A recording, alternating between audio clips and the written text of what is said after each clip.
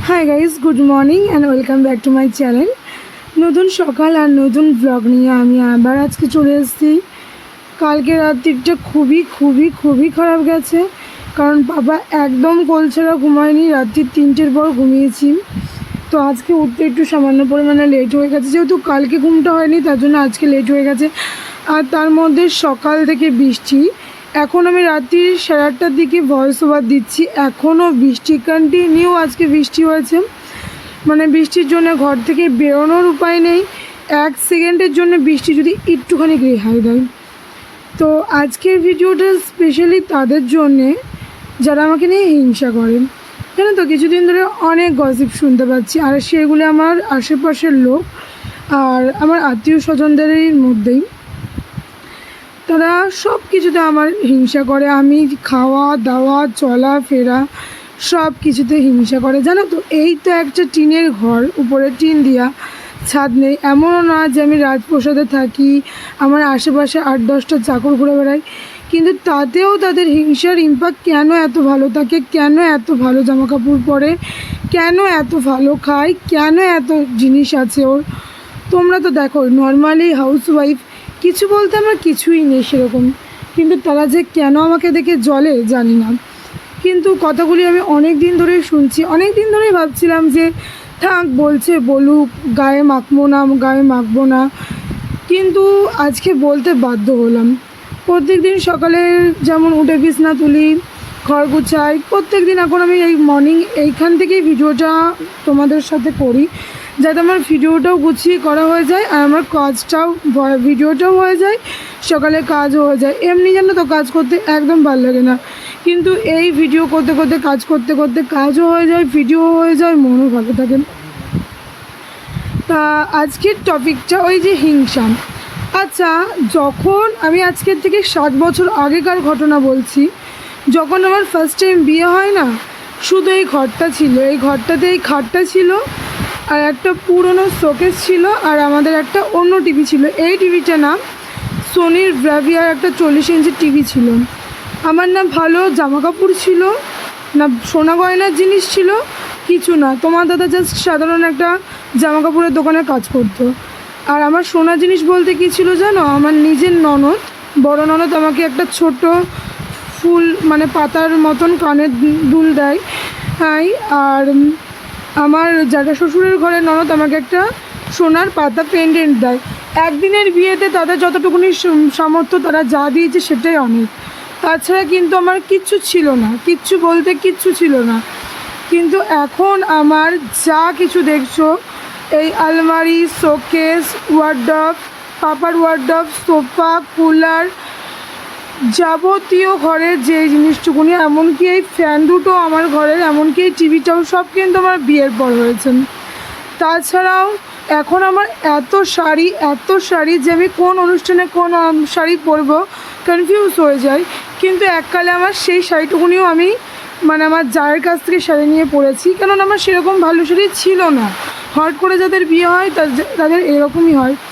আমার এখন বর্তমানে অবস্থায় আমার 2 জোড়া সোনার কানের দুল, শাঁখা বাঁধানো, পলা বাঁধানো, আস্তে, পাল চকার, 5 পাতা হার, আংটি, পলার আংটি, তোমার দাদার আংটি, প্লাস আমার পাপার তো প্রচুর জিনিসপত্র। পাপার কথাটা আমি স্কিপ করেই গেলাম, এত কিছু আছে।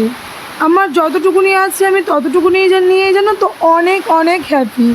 কারণ আমি কখনো কাউরে জিনিস দেখে হিংসা করি না যে তার আছে আমার কেন নেই, আমার এইটা এর মধ্যে নেয়। আমার কাছে 7 বছর আগেও যতটুকুনি ছিল, যা ছিল অনেক। এখনও দাঁড়িয়ে আমার নিজের যতটুকুনি আছে, যা আছে সেটা নিয়ে আমি সন্তুষ্ট হই। তার জন্যে আমার উন্নতি হয়েছে, আমি এই কথাটা বলতে পারি গলা জোর করে। অবনতি হয়নি। যারা পরেরটা দেখে হিংসা করে তাদের কোনো দিন উন্নতি হয় না।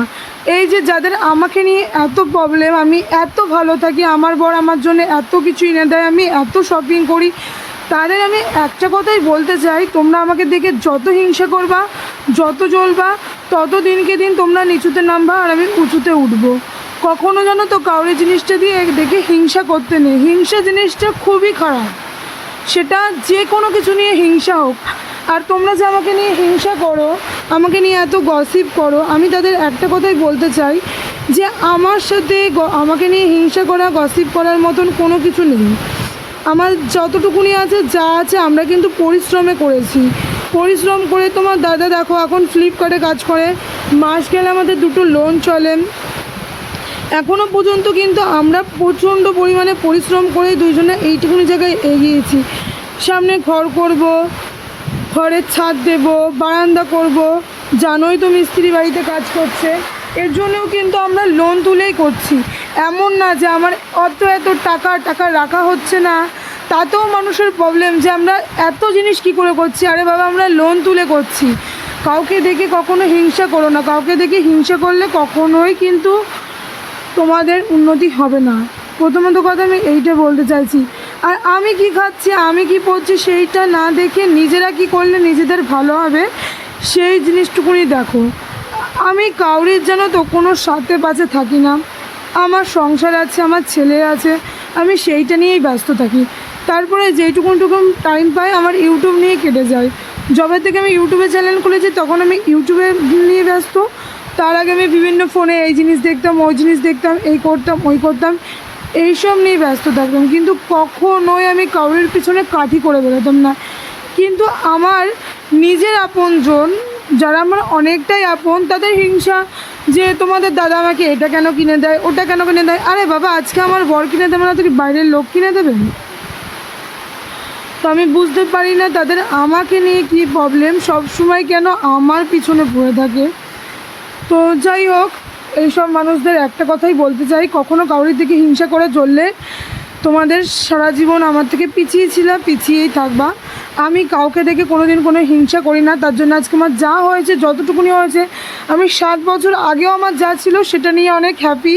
আর 7 বছর পরেও আজকে যা হয়েছে সেটা নিয়েও আমি অনেক হ্যাপি। আমি কখনো এইটা ভাবি না যে তার এই জিনিসটা আছে, আমারও এই জিনিসটা লাগবে। তো বাদ দাও, এইসব ফালতু পাবলিকদের জন্য আজকে এই ভিডিওটা করলাম। তো বাদ দাও, যাই হোক, সকাল হয়ে গেছে, এখন বাজে 9টা। আমি পাপাকে খাইয়ে নিজে ফ্রেশ হয়ে নিজে ব্রেকফাস্ট করে তারপরে বসেছি। আর আজকে এতটা পরিমাণে বৃষ্টি হচ্ছে, বৃষ্টির জন্যে ঠিক করে নিয়েছি যে খিচুড়ি আর আলুর দম রান্না হবে। তার জন্য আজকে রান্না নিয়েও স্পেশালি কোনো চাপ নেই।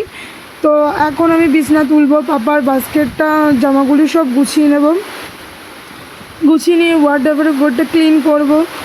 জানো তো, পাপার শরীরটা কিছুদিন ধরে ভালো ছিল না, আমারও মন মেজাজ খুব একটা ভালো ছিল না। কালকে যে আমি দীঘার মোহনার ব্লগটা দিয়েছি, এটারও কারণ ছিল, কারণ কালকে আমার পক্ষে সম্ভব ছিল না নতুন কোনো ব্লগ বানানোর, কারণ পাপাকে নিয়ে ডাক্তার দেখাতে গেছিলাম, ওইটা নিয়ে অনেকটা ব্যস্ত ছিলাম।